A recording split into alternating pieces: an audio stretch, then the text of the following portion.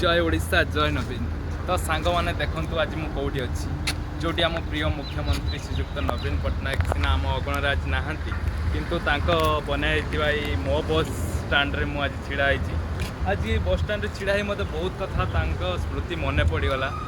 तो देखु ये बस स्टाण्ड से बनई आम ओडिया मानी ओडारू जो मार्कणा जो बस जाऊँगी सबंग दे आमे से बस उपरे निर्भर थी। मुई केते दिन आगु शुणी बस जाइए कलर हवापाई।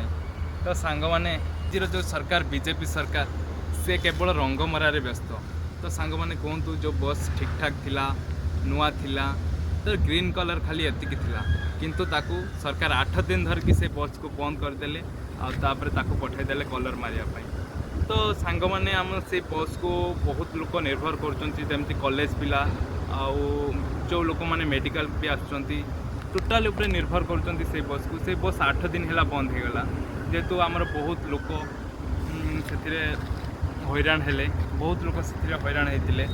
तो सांग मैंने आपण मैंने कौन कहे सरकार आपण मैंने कमेंट रे जनातु जो बीजेपी सरकार आसी कलर मारा सरकार कहवा ना कि कमेंट रे जनातु सांग।